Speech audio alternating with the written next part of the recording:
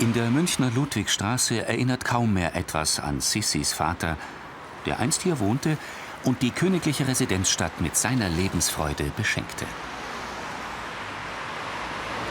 Sissis Vater sagt mir jetzt im Prinzip wenig. Gar nichts? Sissis Vater, ja, Herzog Max in Bayern. Das war der Zittermaxl. Wirtshausgeschichten. Also ehrlich gesagt kenne ich das nur aus den Filmen.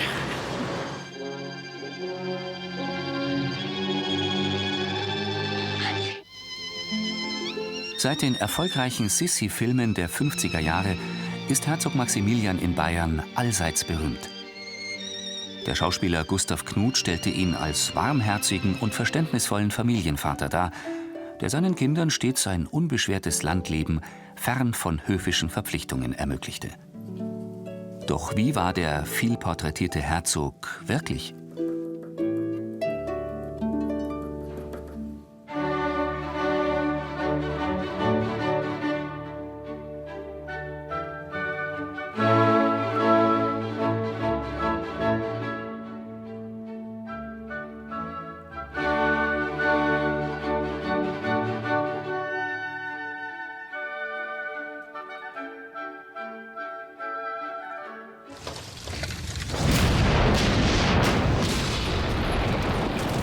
Wir werden Bayern nicht nehmen.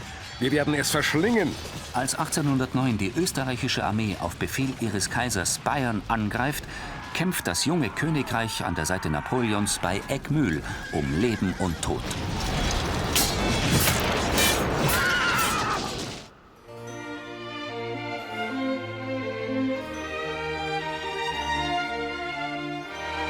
Von dieser bedrohlichen Lage ist im idyllischen Bamberg nichts zu spüren. In der alten fürstbischöflichen Residenz, im Sitz seines Großvaters Herzog Wilhelm in Bayern, wächst der hier geborene Maximilian als Sohn der Prinzessin Amalie Luise von Arenberg auf.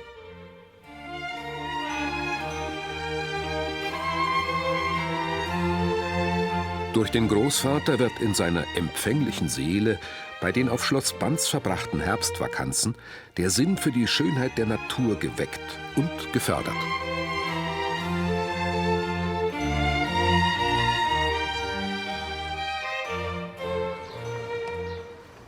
Mit der ehemaligen Benediktinerabtei Banz und deren Bedeutung für den Prinzen aus der Wittelsbacher Linie der Herzöge in Bayern beschäftigt sich die Museumsleiterin Brigitte Eichner-Grünbeck. Herzog Maximilian kam mit seinem Großvater 1814 nach Banz, als sein Großvater Kloster Banz erwarb. Er war damals 6 Jahre alt und in seiner Jugend oder auch seinem Kindesalter war Banz für ihn sehr wichtig, weil aus Banz hatte er die Liebe zur Natur. In späteren Jahren kam er auch regelmäßig nach Banz und er verewigte sich auch in den Gästebüchern des 19. Jahrhunderts. Und zwar haben wir hier die schöne Unterschrift von der königlichen Hoheit Maximilian in Bayern. Banz, gelegen inmitten idyllischer Wiesen und Wälder, verlässt Maximilian in den ersten Nachkriegsjahren mit nicht einmal 9 Jahren. Eine Kutsche bringt den Zögling in die Residenzstadt München. Der bayerische König, der ihn liebt wie seinen eigenen Sohn, schickt den Knaben in das Königliche Erziehungsinstitut.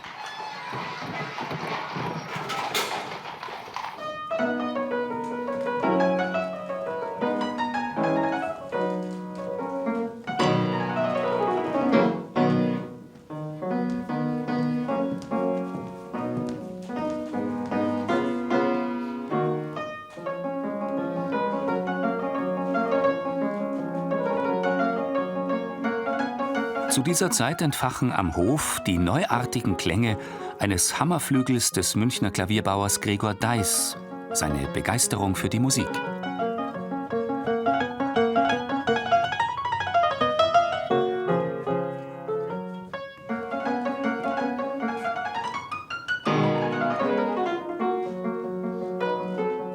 Zusammen mit Herzog Wilhelm bestimmt König Max I. Joseph, dass er seine jüngste Tochter ehelichen soll. Er habe nicht aus Liebe geheiratet, sondern weil er sich vor seinem Großvater gefürchtet habe, wird später Herzog Maximilian gestehen.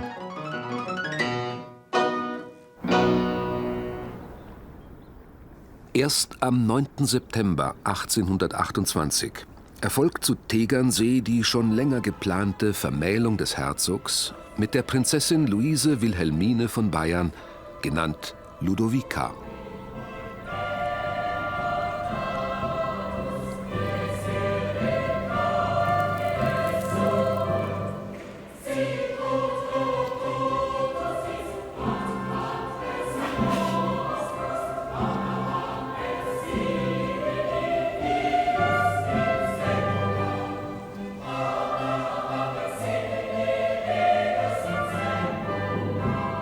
Zur Eheschließung sind die hohe Familie nebst allen auswärts verheirateten Schwestern der Braut in Summe 234 Personen in der einstigen ehrwürdigen Stiftskirche St. Quirinus versammelt.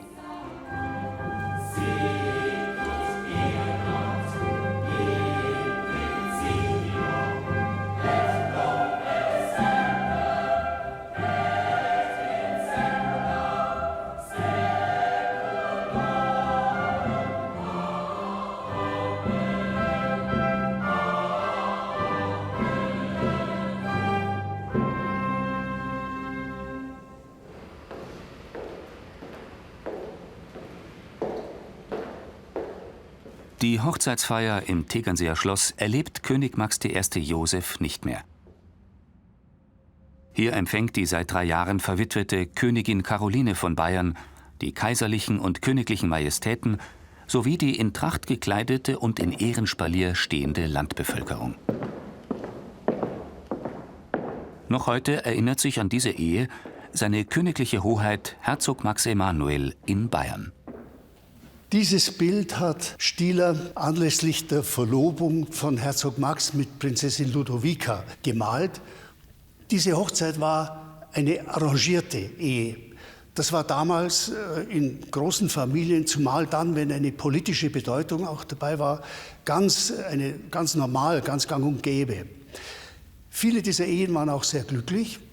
Andere Ehen waren es weniger und dazu gehört wohl auch die Ehe von Herzog Max und Prinzessin Ludovica. Von ihr ist in späteren Jahren ja auch der Ausspruch überliefert: Wir wollten uns ja nie heiraten.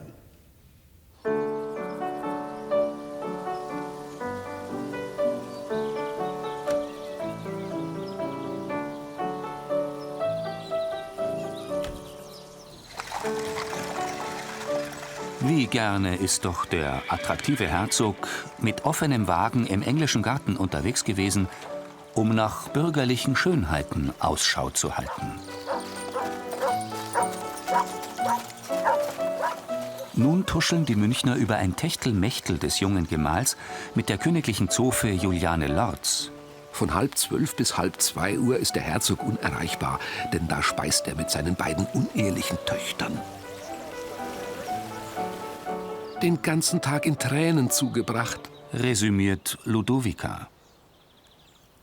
Der Herzog Max war blendend aussehend, er war sehr vermögend, war geistreich und charmant.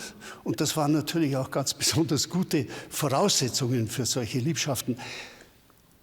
Was bei ihm aber auffällt und doch etwas ganz Besonderes ist, dass er sich ganz intensiv darum bemüht hat, dass Kinder, die daraus entstanden sind, gut versorgt waren. Noch im Hochzeitsjahr lässt sich Herzog Maximilian an der Münchner Ludwigstraße, wo sich gegenwärtig die Bundesbank befindet, ein Palais erbauen. In diesem heute nicht mehr erhaltenen Gebäude sollte seine berühmte Tochter Sissi zur Welt kommen. Dazu der Generalkonservator des Landesdenkmalamtes Matthias Pfeil. Also wir befinden uns hier im Gebäude der ehemaligen Landeszentralbank in der Ludwigstraße. Das ist ein Bau, 1941 war das Erdgeschoss fertig. 1949 wurde es weitergebaut, also ein Bau eigentlich aus dem Dritten Reich, genau genommen. Aber früher war hier das Herzog-Max-Palais. Das Herzog-Max-Palais war zu der Zeit eines der schönsten Gebäude in der Ludwigstraße, eigentlich der Prachtbau schlechthin. ausgestattet gewesen von Leo von Klenze mit Kunstwerken von Kaulbach und von Schwanthaler. Und was wir hinten sehen, ist der letzte kümmerliche Rest von einem der Hauptwerke von Schwanthaler, dem sogenannten Bacchusfries.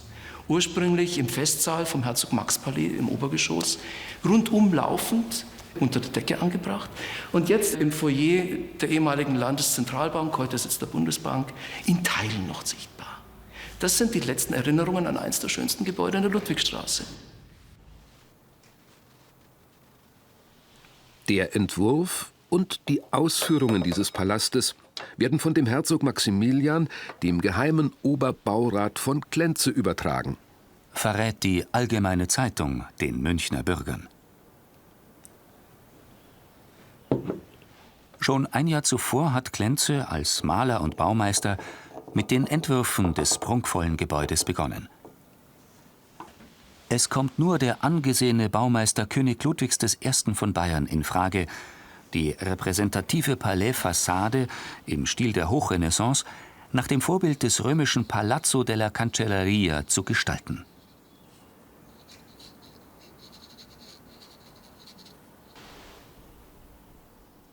Zudem wünscht sich der ehrgeizige Bauherr einen herrschaftlichen Balkon, von dem er als Generalleutnant und Kreiskommandant des Isarkreises mit der Familie und seinen hohen Gästen den erhebenden Militärparaden auf der Ludwigstraße beiwohnen kann.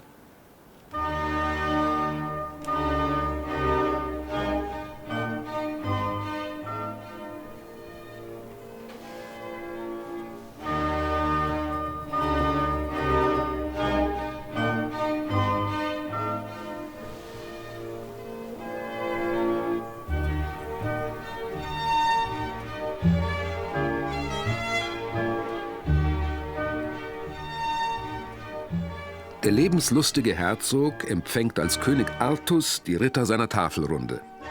Vergesst in meinen Hallen, was euch das Herz betrübt. Vergesst der Leiden alle, die euch das Leben gibt. Denkt nur an Freud und Wonne.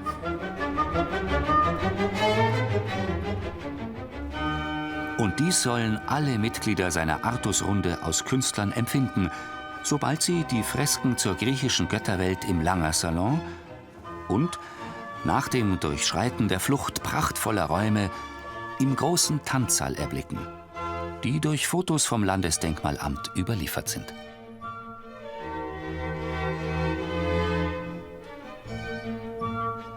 Gepriesen sei der Schöpfer solch edler Lebensgenüsse, schwärmt die Schriftstellerin Luise von Kobell.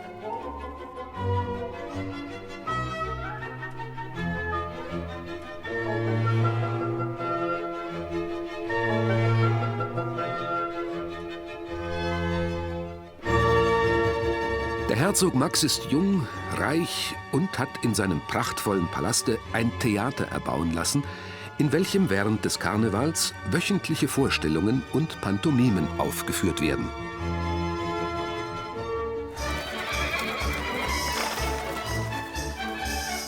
Er liebt höhere Reitkunst und hat ein eigenes Hippodrom eingerichtet, in welchem wöchentliche Reiterexerzitien gegeben werden.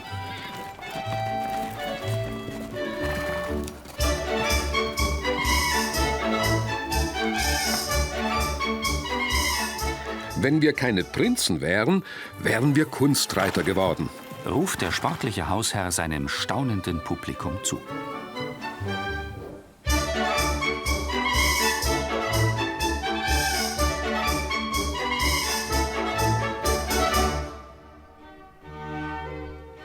Durch die Animation Patrick Broses verdeutlicht sich die gesamte Pracht des Herzog-Max-Palais. Galt doch dieses als Heimat der Reitkunst, der Geselligkeit und der Literatur. Hier huldigt der Fürst den Musen und gibt Novellen und Dramen unter dem Pseudonym Phantasus heraus.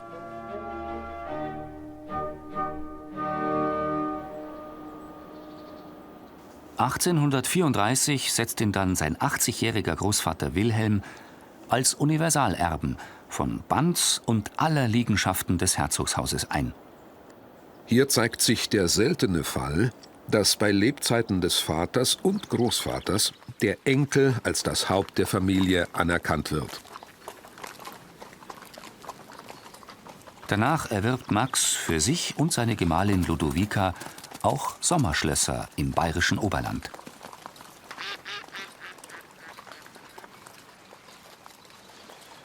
Über die Hintergründe wird bekannt: Mittlerweile hat Herzog Max seinen gesamten, von seiner Mutter ererbten Grundbesitz in Frankreich verkauft. So werden die schön gelegenen Güter am Starnberger See erworben und der freundliche Landsitz Possenhofen geschaffen.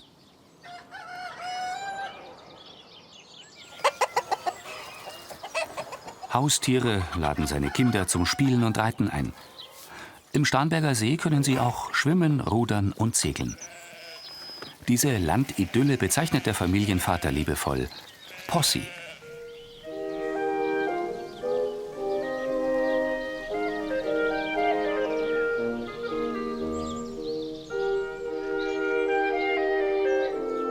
Dieser Sommersitz wird sich für Ludovica und ihre ersten Kinder, Louis, Nené und Sissi, zu einem Ort des Zuspruchs und der Hilfe entwickeln.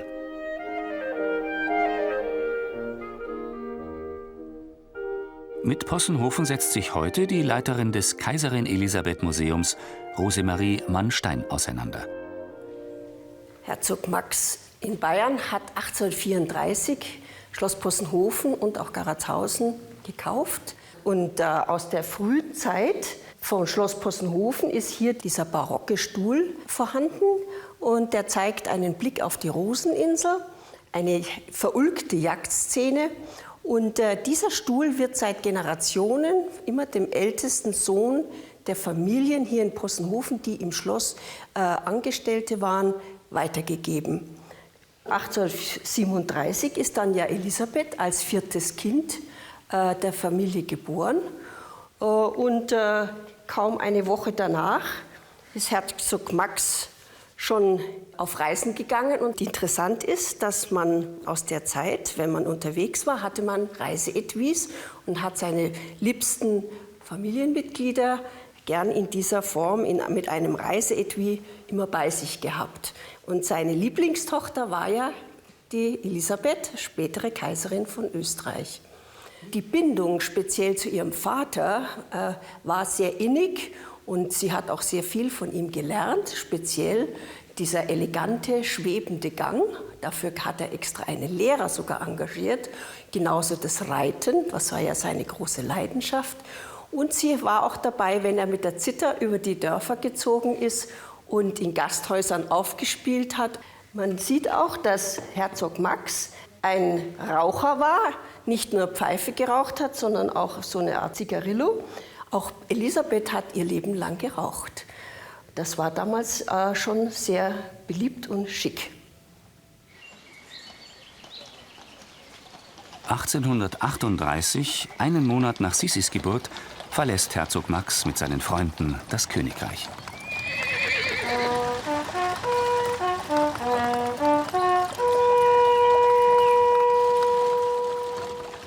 Es treibt mich ein unwiderstehliches Gefühl, aus der ewigen Einförmigkeit auszubrechen. Mir fiel der Abschied schwer, aber die prickelnde Ungeduld, Neues zu sehen und die Wunderwelt des Orient kennenzulernen, überwiegt. Dazu Herzog Max Emanuel: Die Reise nach Ägypten und ins Heilige Land war sicherlich ein lang gehegter Wunsch von Herzog Max. Auf diesem schönen Bild hier sehen wir die Ankunft des Dampfers Kolowrat in Alexandria. Und wenn man genau hinsieht, erkennt man auch den Herzog, der hier steht und die Einfahrt im Hafen beobachtet. Wir haben hier eine Karte, wo man den Reiseverlauf verfolgen kann. Dann geht es die ganze Adria hinunter, Korfu vorbei, nach Athen, von Athen nach Kreta, von Kreta dann nach Alexandria, was wir auf dem Bild gesehen haben. Dann reist er den Nil hinunter bis zur nubischen Grenze, bis etwa hierher. In Ägypten hat ihn Mehmed Ali der damalige Vizekönig sehr tatkräftig unterstützt. Er hat ihm eine ganze Karawane von Kamelen und Dromedaren und Lasttieren zur Verfügung gestellt, die ihn den ganzen Weg über begleitet haben.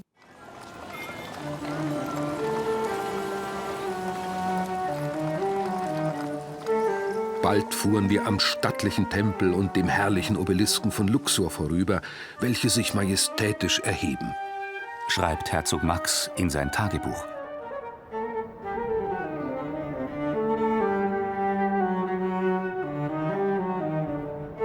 Eine neue Welt mit den fremdartigsten Menschen von gemischter Gesichtsfarbe stellte sich meinem staunenden Auge dar.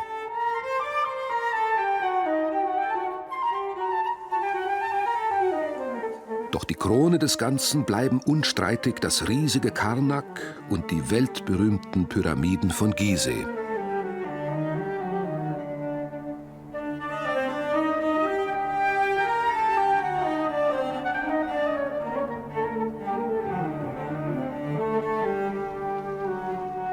Nun ziehen Herzog Max und seine Freunde weiter ins Heilige Land. Tiefe Rührung bemächtigt sich unser aller, als wir uns Jerusalem nähern.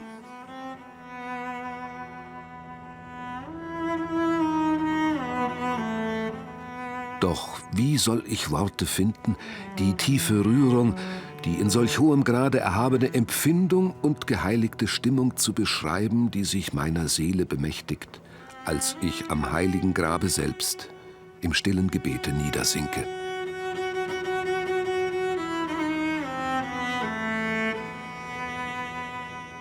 Er hat von einem Sklavenmarkt, die es ja damals noch gegeben hat, 4 junge, ich glaube, man hat damals gesagt, Mohren mitgenommen und mitgebracht und hat damit dann in München großes Aufsehen erregt. Und wenn ich es richtig weiß, wurden die oder zumindest einer davon dann auch in der Frauenkirche vom damaligen Erzbischof getauft. Daneben lässt er im Schloss Banz für seine mitgeführten Fundstücke ein orientalisches Kabinett ausstatten. War doch auf Mehmet Alis Befehl ein Grab geöffnet und das Ergebnis großmütig unter die ganze Reisegesellschaft verteilt worden.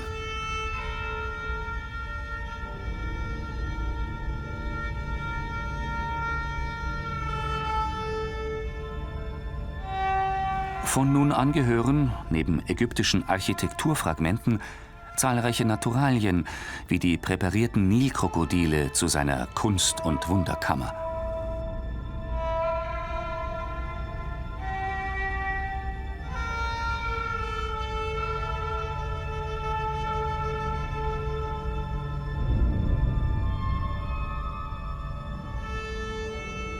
Unter den Exponaten finden sich sogar seine Samtjacke und sein Fes.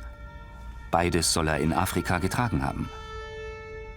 Wie sehr schätzt Herzog Maximilian seine Exotika? Osmanische Scheiben mit Seidenstickerei, orientalische Silbergefäße oder Holzpuppen in indischer Tracht. Doch den Höhepunkt seiner Sammlung bildet diese 2600 Jahre alte Mumie.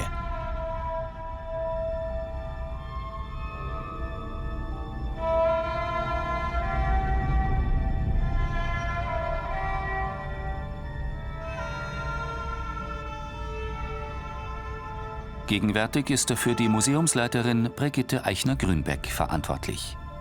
Dieses Raritätenkabinett ist einzigartig, weil wir haben in unserer Sammlung nur Originale und keine Rekonstruktionen. Hier befindet sich eine Kindermumie, die den Herzog Max damals sehr faszinierte, und auch der Männermumienkopf. Andere Exponate, auf die würde ich gern noch hinweisen, das sind die sogenannten Palm- oder auch Schilfwedel. Herzog Max ging auf die Sklavenmärkte zur damaligen Zeit und erwarb 5 sogenannte Mohrenkinder. Die nahm er dann auch mit auf seine Nilreise, und die damaligen Kinder und Jugendlichen waren dafür verantwortlich, ihm die Fliegen zu vertreiben, unter die er stark litt. In der Schlosskapelle, der sogenannten Burg, seines überaus geliebten Landsitzes Unterwittelsbach, lässt er schließlich die im Heiligen Land erworbenen Splitter der Krippe Christi, Erde vom Ölberg und Dornzweige von Golgatha verwahren.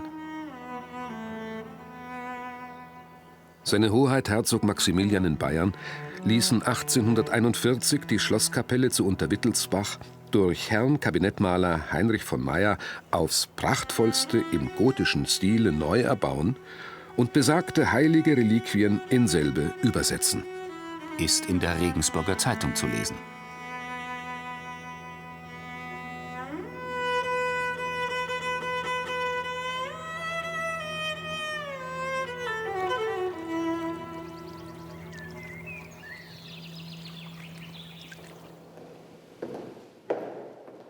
Auch heute noch fühlt sich Max Emanuel als Oberhaupt der herzoglichen Familie mit den Schlössern im Wittelsbacher Stammland nordöstlich der Stadt Aichach eng verbunden.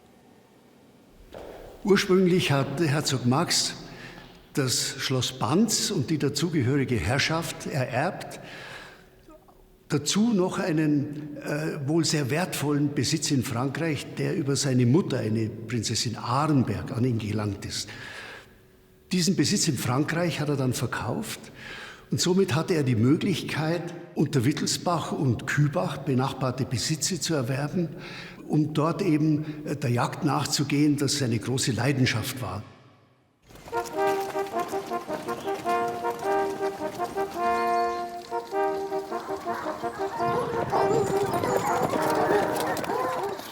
Den Sommer und Herbst bringt der Herr Herzog in Aichach und Wittelsbach zu. Er freut sich der Jagd und lustiger Gesellschaft. Notiert der Dichter Sebastian Franz von Daxenberger.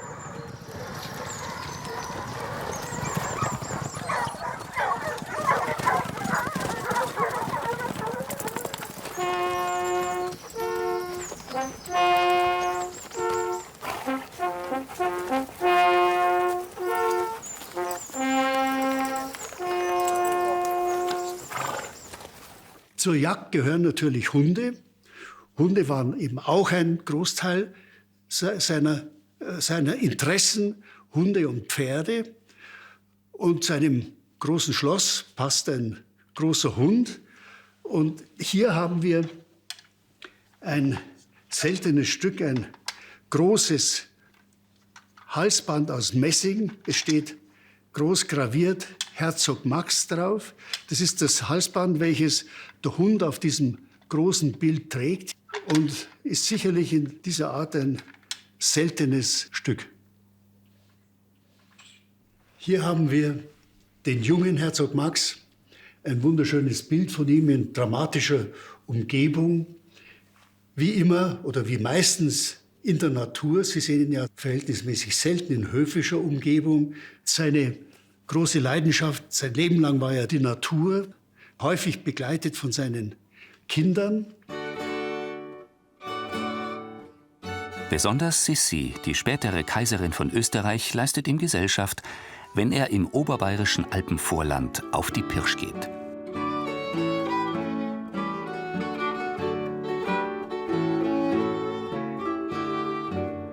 Als Bergjäger ist Herzog Max im Volke beliebt und verehrt, wo man ihn kennt und nennt. Verkünden die Chronisten weit über die Grenzen des Königreichs hinaus.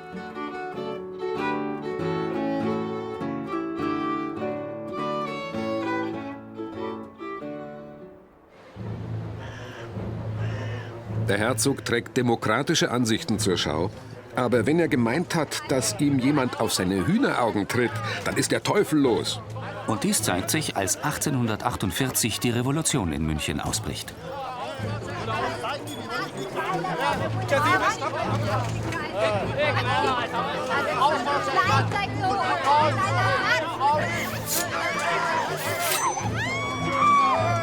Obgleich die Stellung seiner herzoglichen Familie vom bayerischen Monarchen herabgewürdigt wird, bietet er seinem Schwager König Ludwig I.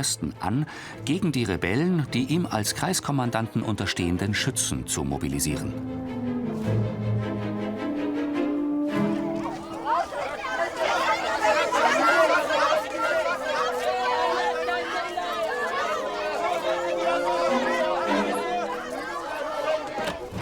Dazu kommt es jedoch nicht. Die königliche Mätresse Lola Montes flieht aus der Residenzstadt München. Ludwig dankt ab. Von nun an verfolgt Herzog Max die großen politischen Ereignisse mit größtem Interesse, aber als stiller Beobachter.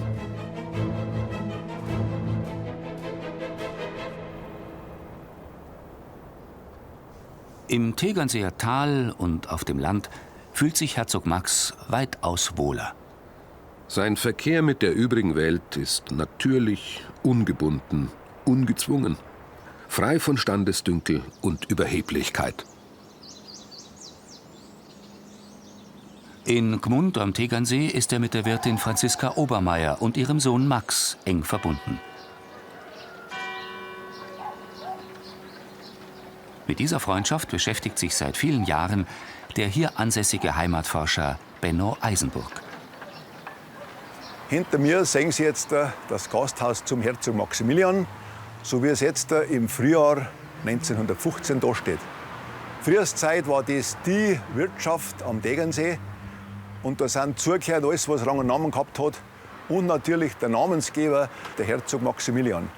Und er hat damals den berühmten Wirt, das war damals der Max Obermeier, für seine Verdienste als Wirt und als Viehzüchter das Privileg erteilt, er darf seine Wirtschaft zum Herzog Maximilian nennen und darf auch noch das herzogliche Wappen führen. Das war ganz was Besonderes.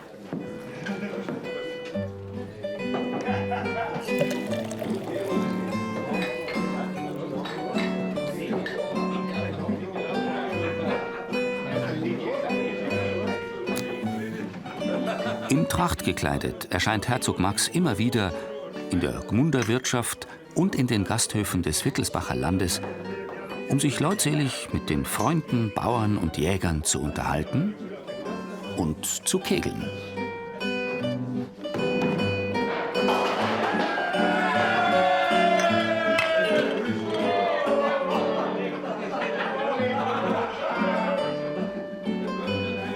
Mit seiner Meisterschaft wurde dieser Sport sogar hoffähig. Zukünftig sollen nicht wenige politische Entscheidungen bei diesem geselligen Zusammensein fallen.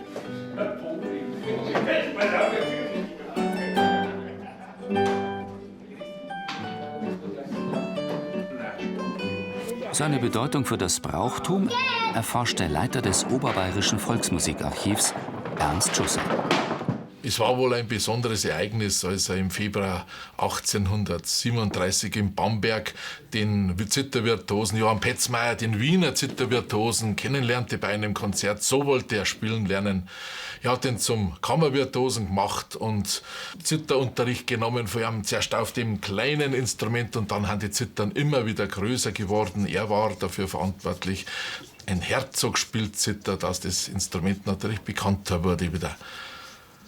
Petzmeier hat ihn dann überredet, wohl einen Kreis von Musikern um sich zu scharen. Miteinander haben sie dann seine Kompositionen veröffentlicht, über 60 Opusnummern aus dem Jahre 1841 und den folgenden Jahren. Zum Abschluss seiner Karriere hat er 1869 diese Postanklänge veröffentlicht, die er gesammelt hat, als Nostalgie wohl. Rückblickend, wie die Postillone dann gespielt haben, als bloß mehr die Eisenbahn gegeben hat.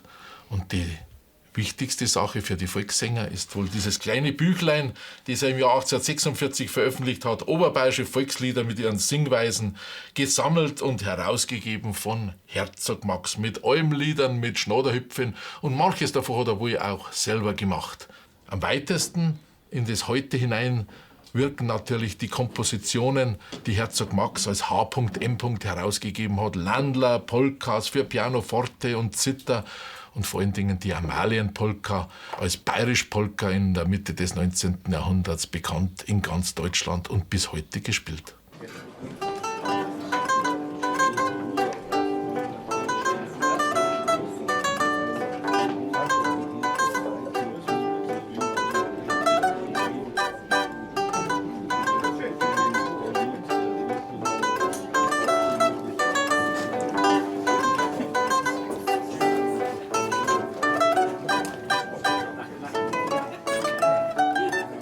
Land auf, Land ab ist zu hören, dass Maximilian inkognito in der Gaststube zu Gmund und andernorts mit Sissi auftrat, um auf der Zither zu spielen. Während seine Tochter im Dirndl dazu tanzte und die Münzen mit ihrer Schürze auffing. Später wird er sich immer wieder erinnern: Das war das einzig ehrlich verdiente Geld.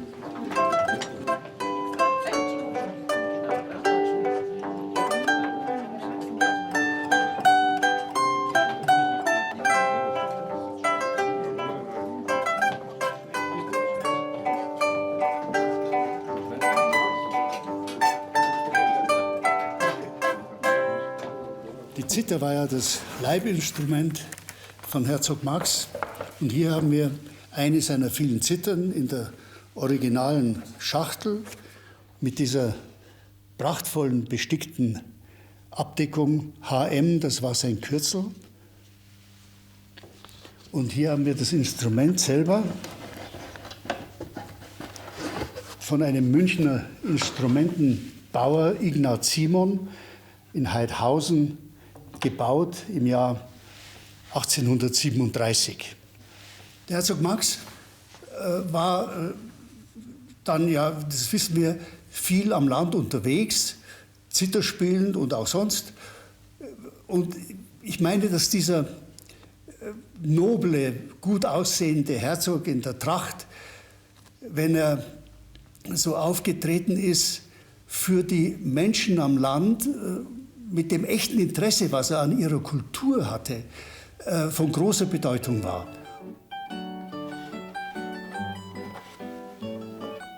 Das Liebste auf der weiten Welt ist mir der Trauten Zitherspiel. Ich schätze es mehr als alles Geld und kostet's auch der Mühe viel. Mir ist wohl bei ihr allein, weil sie die einzige mich versteht. Ich lass die Menschen Menschen sein und spiel auf ihr von früh bis spät. Die Menschen treiben auch ein Spiel, doch ist's ein anderes Instrument. Sie spielen auf dem Menschen viel, der ihre Falschheit noch nicht kennt.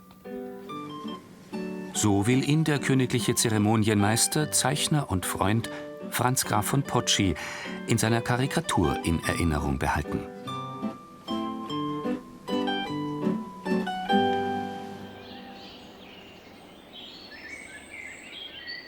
Im fortgeschrittenen Alter jedoch treffen Maximilian nach und nach harte Schicksalsschläge.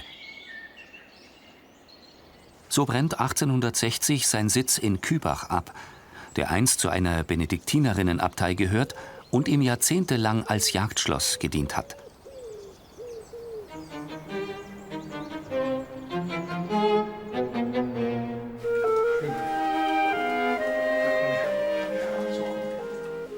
Nach dem Wiederaufbau wird er aber die Kübacher Liegenschaften nicht behalten. Zunehmend vermeidet der einst lebenslustige Herzog größere Jagdgesellschaften. Mehr und mehr wird er sich in seine umfangreiche Münchner Bibliothek zurückziehen.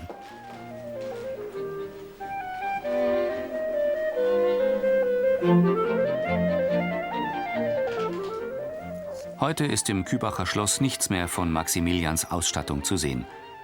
Eine italienische Adelsfamilie hat die Räume nach ihren Bedürfnissen verändert.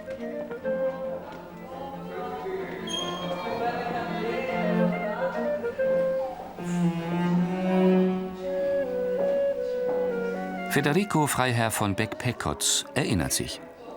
Im September 1957 bin ich als 11-jähriger Bub aus dem Austertal in Gressoney nach Kübach gekommen.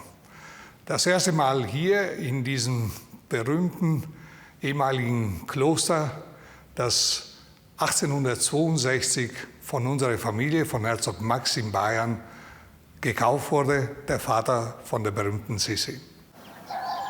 Das Schlossgut hat Anton Freiherr von Beck-Pekotz erwerben können. Denn Maximilian hat seit dem tragischen Tod seines Freundes Johann Michael Geier das Interesse an diesem Ort verloren.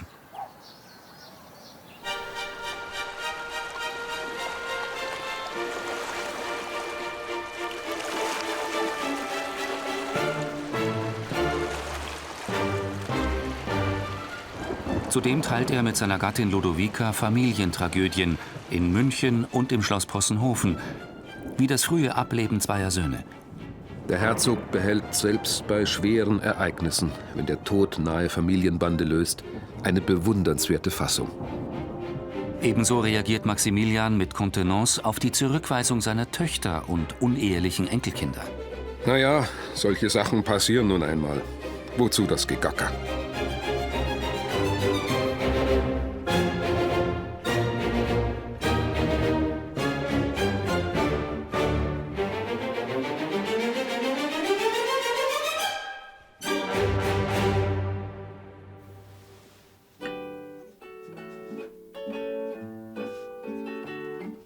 Hochbetagt behält Maximilian seine Leidenschaft für Musik und Literatur, die er aber nur noch mit wenigen Vertrauten teilt. Der Grundzug seiner Stimmung ist jetzt stille Resignation.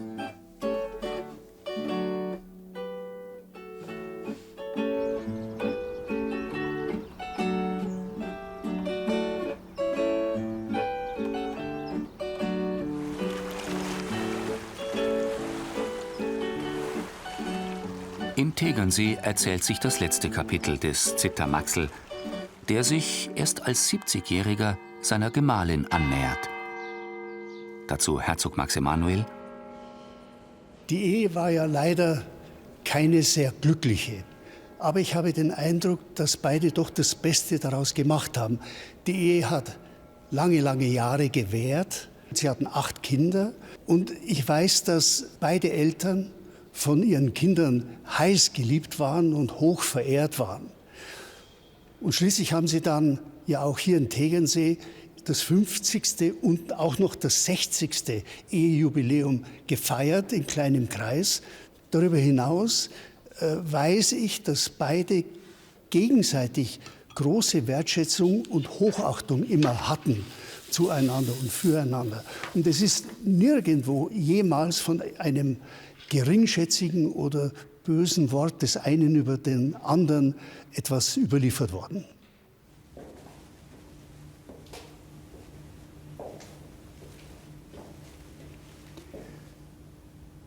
Herzog Max stirbt kurz vor dem 80. Geburtstag 1888 im November in seinem Palais in München und wird dann hier in Tegernsee, wo er auch geheiratet hat, beigesetzt. Es fällt mir schwer, einen Mann von so vielen und so vielfältigen Interessen, wie er es war, in wenigen Sätzen zu erfassen. Aber ich möchte doch sagen, dass er zum einen jemand war von hoher Bildung, er war sehr belesen, er war hochintelligent, weit gereist, er war jemand sehr warmherziger, das sagen alle, die ihn getroffen haben. Und als der Bruder und der Vater, kann man sagen, vieler europäischer Dynastien, so ist er eben auch bei uns als ein sehr eigenständiger, eigenwilliger Mann in die Geschichte eingegangen. Von der engen Beziehung der Tegernseer zum Herzogshaus, die Sissis Vater so schätzte, künden noch heute Salutschüsse.